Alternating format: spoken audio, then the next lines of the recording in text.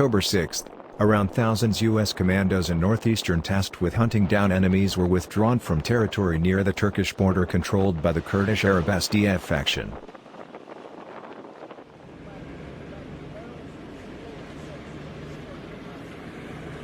The U.S. withdrawal was a prerequisite for a Turkish attack against the SDF which subsequently took place. The remaining hundreds of U.S. forces elsewhere in northeastern Syria were endangered in the crossfire and had to be withdrawn a few days later.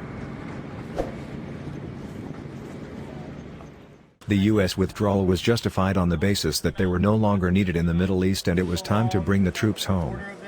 But in the weeks since, the United States has deployed over 3,000 more troops to the Middle East, including hundreds of National Guardsmen in the enemy, and thousands of soldiers and airmen deployed to Saudi Arabia. The buildup has been prompted by enemy harassment of shipping in the Persian Gulf, the shoot-down of U.S. surveillance drone over the Persian Gulf in June, and a drone and missile attack on Saudi oil refineries in September that was almost certainly of enemies in the Middle East. First, following the loss of drones in June, that the Defense Department announced it was doubling troop deployment to the kingdom from 500 to 1,000 personnel. Then, after the oil refinery attacks, the United States dispatched 200 troops along with a battery of Patriot air defense missiles and foreign/MPQ-64 Sentinel radar systems, to patch the apparent holes in Saudi air defenses.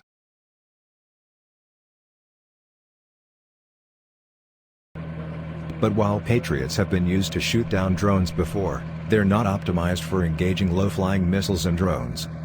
The Navy also dispatched the destroyer USS Nitsy to the northern Persian Gulf. It disposes of a wide-area air defense capability thanks to its Aegis combat systems and dozens of SM-2, SM-3 and RIM-162C Sparrow missiles in its vertical launch cells. The new U.S. deployments to Saudi Arabia seem to fulfill three purposes. First, they're meant to reassure Riyadh that Washington will back it up against enemy attacks, particularly by building defensive capabilities that might forestall a repeat of the oil field attacks in September. Second, the United States has established preliminary capacity to promptly launch, sustain and scale up an aerial bombing campaign in enemies. Given the overt signaling from Central Command, this seems to be more out of an intention to prevent, rather than the sort of build-up which would lead to the additional air defenses also conveniently reinforce the survivability of U.S. aircraft on Prince Sultan Air Base, which might otherwise be vulnerable to being hit on the ground by enemies' growing ballistic and cruise missile arsenal and combat drones.